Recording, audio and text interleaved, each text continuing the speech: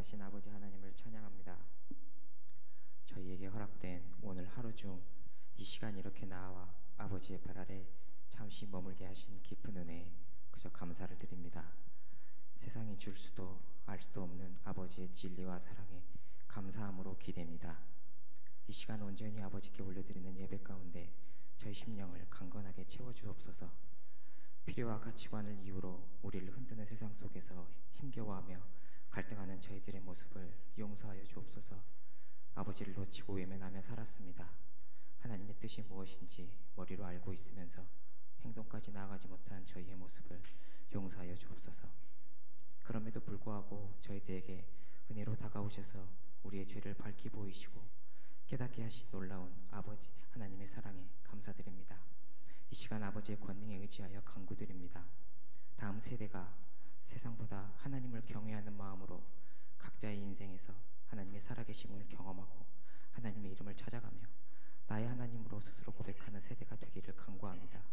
그것을 또 나누고 누리며 하나님께서 기뻐하시는 건강한 공동체를 이루어 하나님께만 기대며 살아가게 하옵소서. 또한 우리 세대는 다음 세대를 위해 무엇을 할 수 있을지 고민하고 하나님께 물을 때 그 마음의 길을 열어주시기를 원합니다. 이스라엘과 팔레스타인 땅에서 날마다 흐르는 눈물을 보고 계시는 하나님 아버지, 아픔과 슬픔으로 인한 그들의 신음에 응답해 주시고 속히 전쟁이 멈추고 그 땅에 진정한 샬롬이 임하기를 간절히 원합니다. 하나님 아버지, 세월호를 생각하면 마음이 너무나 무겁습니다. 아무 말도 아무것도 할 수 없어 그저 그 눈물, 아픔, 고통으로 채워진 그들의 마음을 하나님 아버지의 위로로 온전히 채워주시고 속히 모든 진실이 밝히 드러나기를 간절히 구합니다. 1년이라는 시간이 지났지만 여전히 해결되지 않는 이태원 참사도 기억하여 주소서. 안전이라는 단어에 목말라 하면서도 세상은 진정한 안정이 무엇인지 정의하지 못하고 알려주지 않는 것 같습니다. 희생자들을 떠올리며 고통과 아픔에 신음하는 유족들과 친지들의 마음을 위로하시고 진상규명과 책임자 처벌 등이 조속히 이루어지길 간구드립니다. 하나님 아버지, 북녘 동포들과 함께 서로 기대어 살아갈 날을 꿈꿔봅니다. 함께 기대어 하나님을 찬양하고 예배하는 그날을 기대하며 남과 북이 하나 되도록 힘쓰는 이 땅의 모든 마음을 담아 아버지께 간구드립니다. 순전하신 아버지의 사랑에 기대어 간구드리는 모든 것 기억해 주실 것을 믿으며 이 모든 말씀 자비와 사랑으로 연약한 우리를 위해 중보하시는 예수 그리스도의 이름으로 기도드립니다.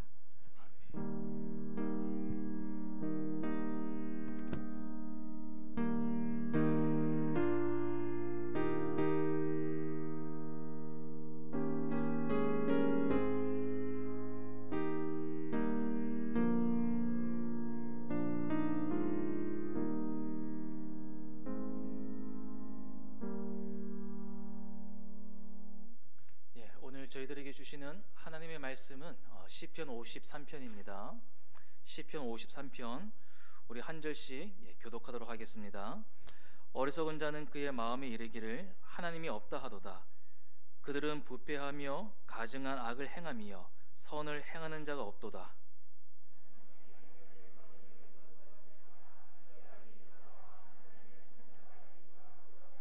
각기 물러가 함께 더러운 자가 되고 선을 행하는 자 없으니 한 사람도 없도다.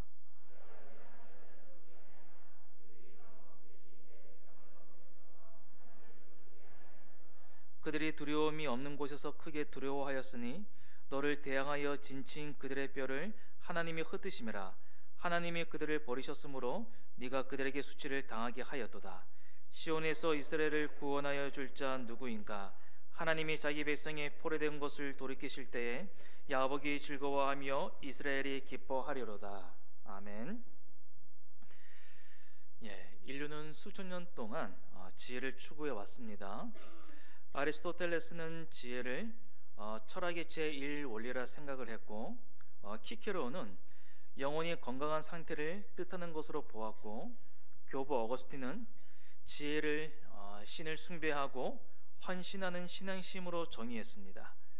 특히 어거스틴은 회심하기 전에도 지혜를 추구했지만 회심 후에는 참된 지혜의 근원이신 그 그리스도를 사랑하고 평생 그 지혜를 추구했기 때문에 어거스틴을 가리켜 지혜의 연인이다 라고 부르기도 했습니다. 요즘 저희들이 욥기서를 묵상하고 있지 않습니까? 욥기서에는 두 가지 지혜가 대결을 벌이고 있습니다. 하나는 규범적 지혜입니다. 규범적 지혜의 가장 중요한 명제는 세상에는 하나님이 정하신 패턴이 있다는 겁니다. 그 패턴의 가장 근간에는 뿌린 대로 거둔다는 인과응보의 원리입니다. 그렇기 때문에 규범적 지혜는 과거 지향적이죠. 왜 그럴까요? 규범을 더 많이 경험한 사람이 지혜로운 사람이 될 가능성이 높은 것이고, 또 나이가 들어간다는 것은 점점 더 지혜로워지는 것입니다. 그래서 욥의 친구들 가운데 나중에 등장하는 엘리후가 나이가 어리기 때문에 참고 있었다라는 것은 이 나이와 지혜를 동일시하는 이 규범적 지혜의 세계관을 반영한 것이라고 볼 수 있겠습니다. 또 하나는 반성적 지혜죠. 이 지혜는 규칙에 예외가 있다는 것을 우리에게 알려주고 있습니다. 대부분의 경우 규범적 지혜의 패턴이 적용되지만 그 패턴에 어긋나는 예외도 존재한다는 겁니다. 모든 것을 인과응보의 원리 하나로 설명할 수 없다는 것이 욥기의 반성적 지혜입니다. 성도 여러분, 우리가 살아가는 시대, 그리고 또 저희들에게도 모두 지혜가 필요하지 않습니까? 인간에게는 규범적 지혜뿐만이 아니라 반성적 지혜도 필요합니다. 그래서 우리는 빠르게 살기도 하지만 느린 시간도 필요한 것입니다. 앞만 보고 열심히 달릴 때도 있지만 쉬면서 자신과 주변을 돌아볼 시간도 꼭 필요합니다. 갈수록 유행을 쫓는 시대가 되어가는 것 같습니다. 여전히 사람들은 바벨탑을 오르듯이 위로만 올라가려고 하는데 우리는 이 바벨탑의 결말을 알고 있습니다. 그럼에도 불구하고 믿는 성도들마저도 멈추지 않는 경우가 꽤 되는 것 같습니다. 그래서 우리에게는 지혜가 필요한 것이죠. 헤매는 우리를 멈추게 하고 돌아보게 하는 요소들 참 많습니다. 좋은 책일 수도 있고 우리의 전 존재를 흔들리게 만드는 음악일 수도 있겠고요, 좋은 영화나 또 여행일 수도 있겠습니다.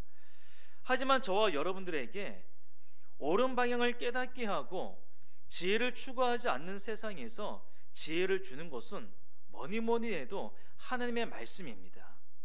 그래서 우리는 날마다 말씀을 묵상하고 있는 것이고 그 말씀을 살아내기 위해 또한 기도도 드리고 있는 겁니다. 수요일 저녁 하나님의 백성들이 이렇게 아름답게 모였습니다. 말씀과 기도를 통해 우리의 삶의 방향을 다시 한번 점검하면서 위로부터 주어지는 지혜를 맛볼 수 있다면, 그래서 신이 없다고 말하는 이 어리석은 세상에서 하나님의 임재를 우리의 입술과 삶으로 고백하는 가운데 주님을 찾는 자들이 되었으면 좋겠다는 마음으로 오늘 이 시편 53편 말씀을 준비해 보았습니다. 자, 시편 53편은 어리석은 삶, 무지한 삶, 지혜로운 삶을 노래하는 시편입니다. 시편 1편이 복 있는 사람으로 시작했다면 53편은 어리석은 자로 시작합니다. 1편과 53편을 영어로 해서 한번 읽어보십시오. 1편에서 말하는 복 있는 사람이 우리의 모습이 되어서는 안 되겠죠. 시편 53편에서 말하는 어리석은 자, 그래서 하나님을 찾는 인생이 우리의 모습이 아니었으면 하는 마음으로 연결해서 한번 읽어보는 것도 좋을 것 같습니다. 자, 1절을 보실까요? 1절에 보면 지혜로운 자와 반대되는 어리석은 자에 대해서 정의하고 있습니다. 어떤 사람이 어리석을까요?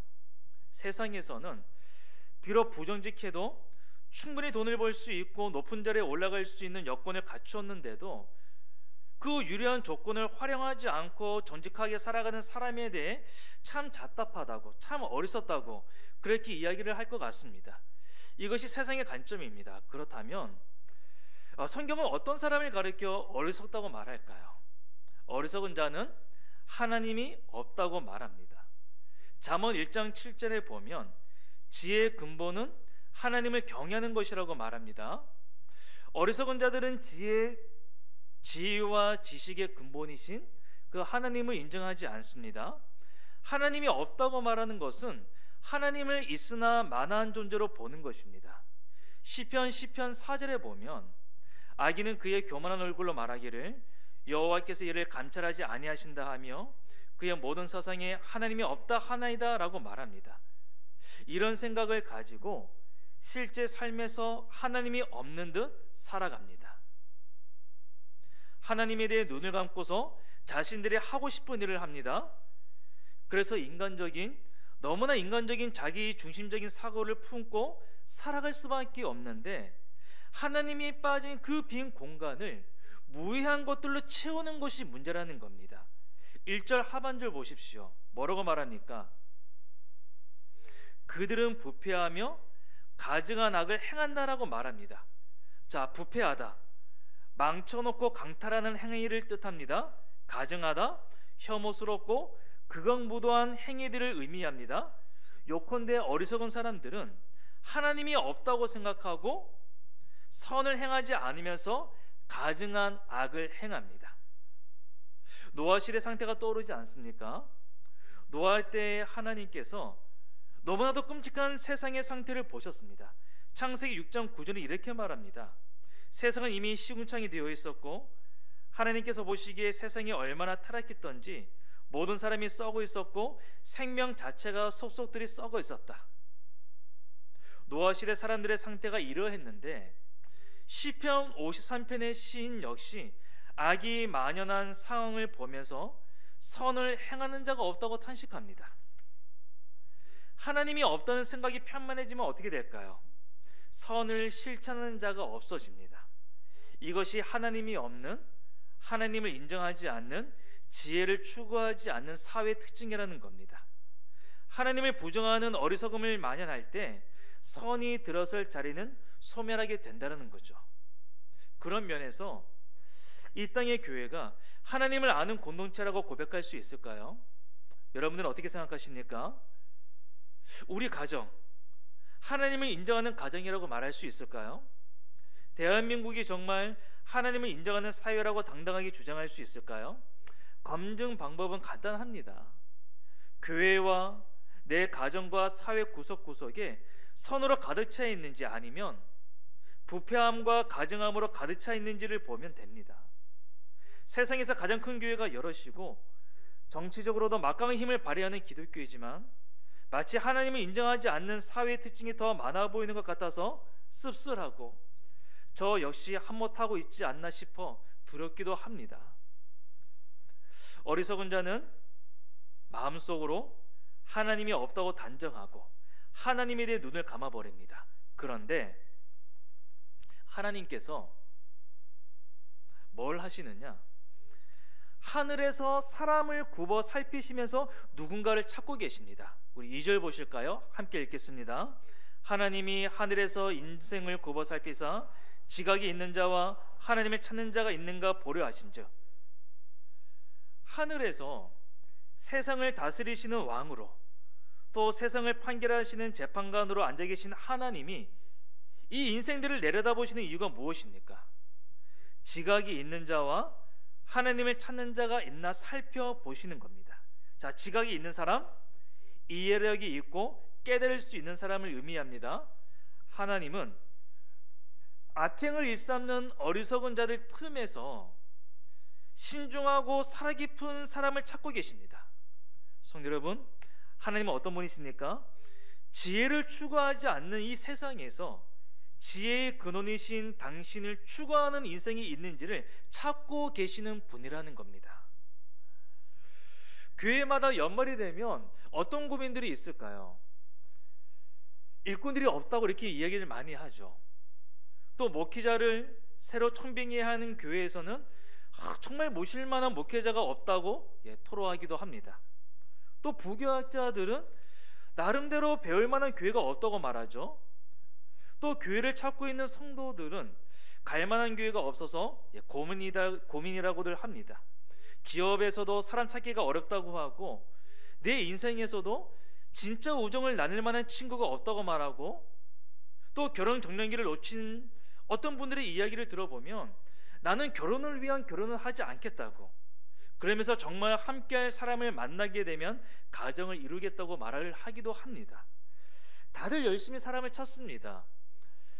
우리 선녀님들은 어떤 사람을 찾고 계십니까? 어떤 사람을 만나기를 원하시나요? 원하는 사람, 내가 만나고자 하는 사람을 발견하면 그렇게 기쁘고 반가울 수가 없겠죠. 그런데 우리 주님도 사람을 찾고 계신다라는 겁니다. 어떤 사람을 찾고 계실까요? 지각이 있는 사람, 하나님을 찾는 사람입니다. 그런데 안타깝게도 하나님이 하늘에서 찾아보신 후 내린 결론은 사람이 모두 한결같이 올바른 길에서 빗나가고 부패해서 선을 행하는 자가 하나도 없으니 하나도 없다는 겁니다. 무슨 말인가요?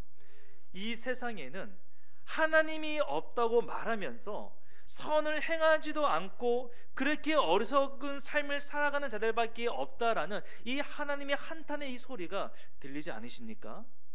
끝내 지혜로운 사람도 하나님을 추구하는 사람도 발견하지 못하십니다. 1절과 3절에 보면 없다라는 단어가 두 번씩 모두 4번 나옵니다. 4번 가운데 선을 행하는 자가 없다, 이 표현이 1절에 한 번 나오고요, 3절에 2번 나옵니다. 자, 선을 행하는 자가 없다 총 3번 사용하는데 성경에서 같은 단어가 나온다는 것은 어떤 의미일까요? 강조하는 것이겠죠. 선을 행하는 자가 없다라는 것을 강조하고 있는 것입니다. 여러분, 이 문제의 심각성이 다시 한번 느껴지지 않습니까? 한 사람만의 문제가 아니라는 겁니다.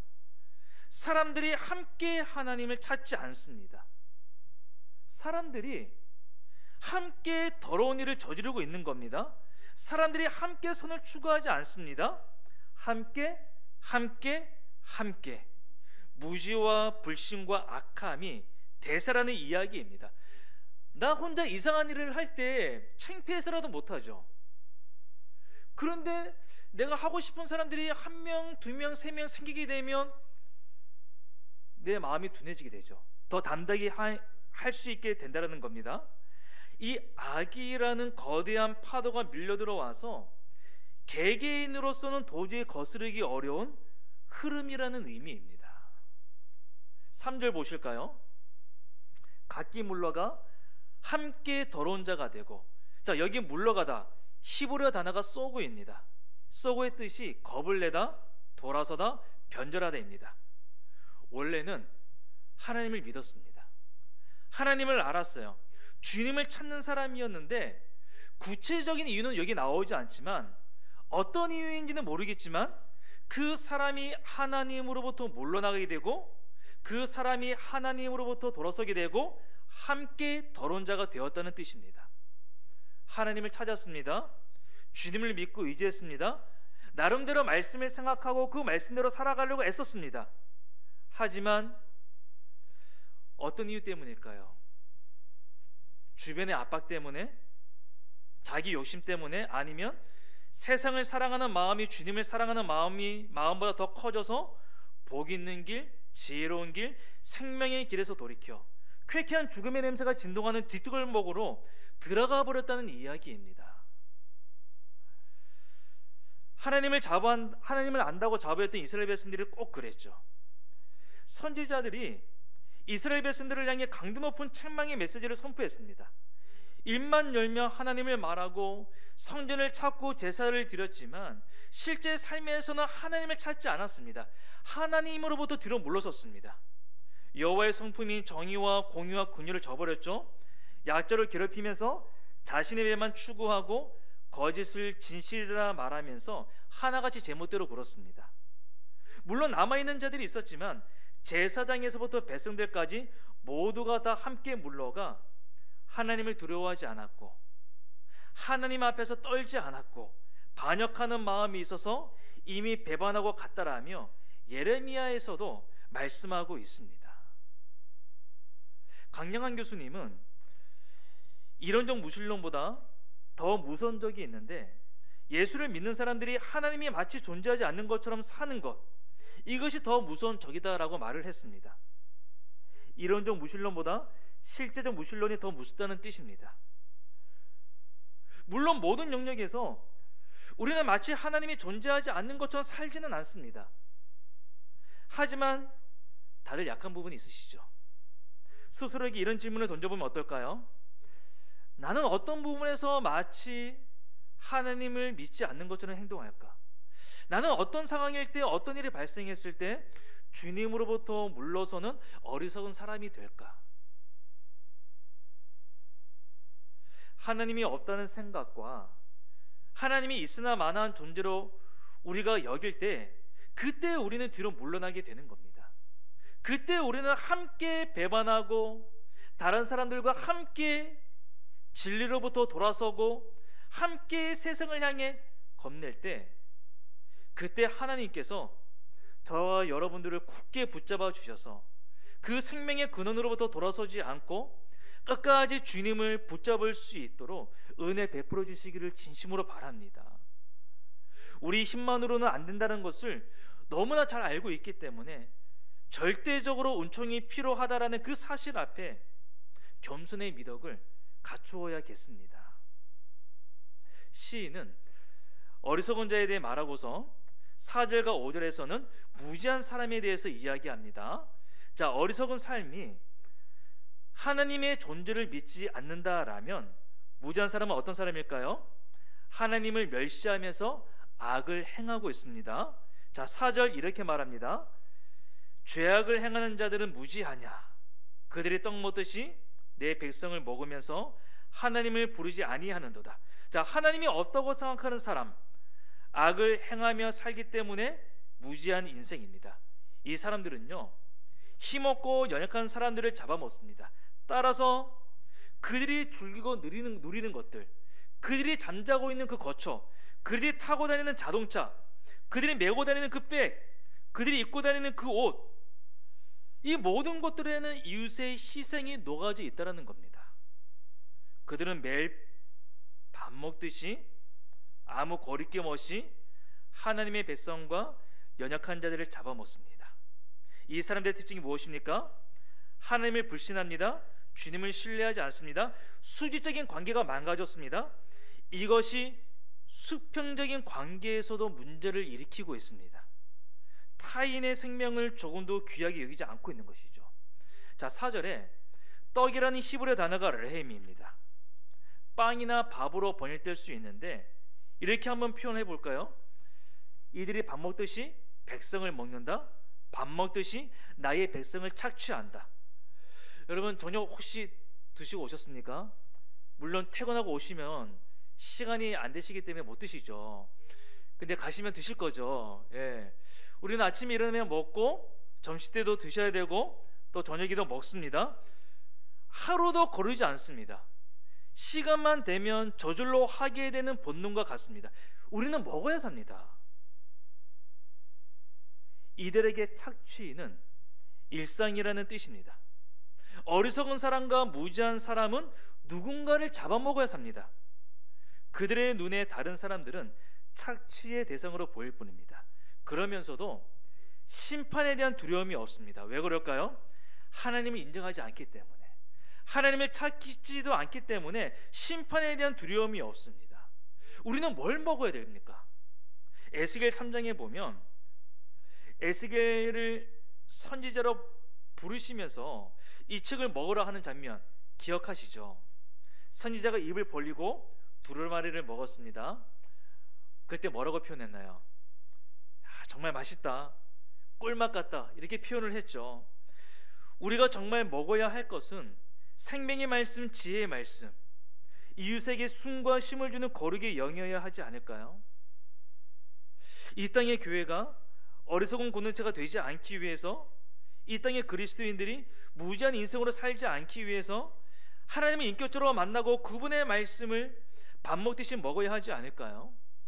하나님은 세상을 참 아름답게 창조하셨습니다. 창조하신 세상을 보면서 참 좋다 하셨습니다. 그러나 인간의 탐욕으로 인해 세상의 폭력이 가득 차고 사람들의 마음이 부패하는 것을 바라보시면서 사람 지은 것을 후회하셨습니다. 오늘 우리가 살고 있는 이 세상을 보실 때 우리 주님의 마음은 어떠하실까요? 먹지 말아야 할 것들은 먹지 말고 정말 먹어야 할 것들을 먹음으로써 하나님이 기뻐하셨던 그 생명이 일렁거리는 새 세상 만들기 위해 우리가 하나님을 찾고 주님을 의지하는 그 지혜로운 자들로 되어져 간다면 우리 주님이 얼마나 기뻐하실까, 이런 생각을 좀 잠시 가져보았습니다. 그렇게 분투하고 노력하는 그 당신의 백성들을 통해 하나님의 미소를 볼 수만 있다면 그것이 우리에게도 기쁨이 되고 행복이 될 줄로 믿습니다. 성도 여러분, 하나님께서 세상을 굽어 살 빼실 때 그 찾으셨던 그런 사람들이 되십시다. 바울 사도께서 영적인 아들 디모데에게 권면했듯이 교훈과 책망과 바르게 함과 의로 교육하기에 유익한 그 책, 하나님의 사람을 유능하게 하고 그 사람에게 온갖 선한 일을 할 수 있게 하는 그 성경을 우리가 함께 먹고 나누고 권면함으로써 주님처럼 이웃의 생명을 귀하게 여길 줄 알고 이웃의 것을 탐하지도 말고 그리스도 안에서 자족하는 법을 배우면 좋겠습니다. 자, 시인은 6절에서 질문합니다. 시온에서 이스라엘을 구원하여 줄 자가 누구인가? 선을 행하는 자가 하나도 없는 상황이라면 누가 구원을 받을 수 있겠습니까? 누가 시온에서 구원을 베풀어 주실까요? 시온은 생명과 축복의 원천이신 하나님이 계신 곳입니다. 시온은 구원이 베풀어지는 장소입니다. 하나님의 존재를 부정하는 이 어리석은 악인들이 득세하는 세상에서 우리 하나님의 백성은 무엇으로 위로를 얻을 수 있습니까? 남아있는 자들을 찾으시는 하나님, 그 악인을 끝내 심판하시고 자기 백성을 구원하시는 그 하나님을 통해 우리는 위로를 받을 수가 있다는 겁니다. 구원은 시온에 계신 하나님으로부터 옵니다. 그러므로 하나님의 백성들은 악을 일삼는 험악한 세상에서도 구원에 대한 소망을 품고 기쁨을 기대할 수 있는 것입니다. 이것이 바로 지혜로운 사람의 특징입니다. 하나님의 구원을 기대하고 의지하는 인생, 눈에 보이지 않아도 살아계신 하나님을 믿고 어리석은 자들이 하나님을 무시하는 그 하나님을 자기 인생에서 가장 큰 의미를 가진 분으로 모시는 것, 그분을 의지하고 추구하는 것, 이것이야말로 지혜롭고 아름다운 삶이라고 시편의 시인은 말하고 있습니다. 시편 53편에서는 어리석고 무지한 삶과 지혜롭고 아름다운 삶을 동시에 보여줍니다. 세상에서 말하는 기준과 성경에서 말하는 기준의 확연히 다르죠. 성경의 기준은 하나님입니다. 누구나 지혜롭고 아름다운 인생 원하지 않습니까? 그런 인생의 특징은 하나님을 믿고 주님을 의지하면서 삶의 터전에서 선을 행한다라는 사실을 우리 잊지 마십시다. 그러나 문제는 무엇입니까? 쉽지 않다는 거죠. 왜 쉽지 않을까요? 불신앙과 악이 대세이기 때문입니다. 제가 책 한 권 소개해 드릴게요. 개신교 신학자이며 기독교 윤리학자인 라이놀드 니버의 저작 가운데 도덕적 인간과 비도덕적 사회라는 아주 중요한 책이 있습니다. 이 책은 개인적으로는 도덕적인 사람들도, 여러분 우리가 다 도덕적이지 않습니까? 개인적으로 내 자신을 놓고 보면 그런 나름대로 또 착하게 좀 살아가려고 하는 사람들이지 않습니까? 그런데 이 사람들도 사회 내에 어느 집단에 속하게 되면 집단적 이기주의자로 변한다는 그 내용을 담고 있는 책입니다. 아무리 도덕적인 개인들이라 할지라도 그들이 모여 집단을 이루면 권한과 책임의 분산 때문에 전혀 다른 특성이 나타난다라는 겁니다. 대단히 선하고 정의로운 사람들로 구성된 그 집단일지라도 탐욕과 후원무치의 집단으로 전락할 수 있다는 것이죠. 저도 한 개인으로서는 도덕적이고 착합니다. 그럴 수 있죠. 확신할 수는 없지만, 그러나 이렇게 말하는 저 같은 사람이라 할지라도 내가 어떤 집단의 일환이 되면 비도덕적으로 되기가 쉽다라는 겁니다. 사회적인 문제를 개인적인 문제로 풀기가 어려운 이유가 바로 여기에 있는 겁니다. 그래서 도덕적 인간과 비도덕적 사회라는 것이죠. 이런 세상에서 실제적인 신앙으로 살아간다는 것 너무 어려운 겁니다. 내 힘으로는 불가능한 겁니다. 그래서 우리에게는 공동체가 필요한 것이죠. 우리 광주 소명교회가 서로가 서로에게 이런 좋은 공동체로 다가오면 너무나 좋을 것 같습니다. 함께 예배하는 공동체, 함께 말씀을 나누는 공동체, 또 삶을 나누고 그 삶의 짐을 져주고 함께 믿음의 길로 갈 수 있도록 서로 격려하는 그런 공동체. 그래서 나의 무지와 어리석음이 지워지면서 또 악인들의 그 번성을 우리가 함께 부러워하지 않고 또 그 사람들 때문에 겪는 그 고난으로 하나님을 원망하지 않으면서 악인을 끝내 심판하여 자기 백성을 구원하시는 하나님을 추구하는 그런 자들로 함께 되어져 가기를 기도할 수 있는 기도 공동체가 되었으면 좋겠습니다. 하나님 없는 세상에서 살아가는 그리스도인들에게 필요한 것은 이런 공동체와 함께 또한 기도입니다. 믿음이 없는 시대에 믿음이 자라가기를 간구하십시다. 악을 행하는 시대에서 선을 추구하면서 주님 편에 설 수 있는 용기와 담대함을 달라고 요청하십시다. 생명을 한찮게 여기는 풍조에 맞서서 이웃을 향한 관심과 배려로 복의 통로로 삼아주시기를 소망하십시다. 오늘날 이 교회의 어리석고 무지한 모습으로 인해 세상의 주목을 받는 것이 아니라 지혜롭고 아름다운 모습으로 주목받는 하나님의 선교 공동체, 부패함과 가증함이 가득한 곳에 선으로 채워나가는 하나님의 선교에 동참하는 백성들이 되기를 기원하십시다. 요컨대 누구도 하나님을 인정하지 않는 자리에서, 누구도 선을 행하지 않는 자리에서 끝까지 하나님을 예배하며 그 하나님을 붙들고 기도하는 사람들이 되십시다. 하나님이 없다고 하는 자들에게 고백과 행함으로 하나님이 있다 하는 자들로서 하나님의 살아계심을 증명하십시다. 신 중심에서 인간 중심으로, 계시 중심에서 이성 중심으로, 정신 중심에서 물질 중심으로 모든 가치관을 변화시키는 이 세속화된 사회에서 하나님을 찾는 자가 없어 소금의 맛을 잃어가는 그 과정이 애통해야 하는 그 하나님께 기쁨이 되는 존재로 우리 모두를 세워주시기를 간절히 바랍니다. 하나님 감사합니다. 이 시간에 말씀을 듣고 말씀을 넣고 또한 우리 공동체와 서로가 서로를 위해서 기도하며 나아갈 수 있도록 해주시니 감사드립니다. 주님, 우리의 기도에 귀를 기울여 주시고 우리의 간구에 주님의 진실과 의로 응답하여 주시옵소서. 이 모든 말씀 간절히 예수님의 이름으로 기도드립니다.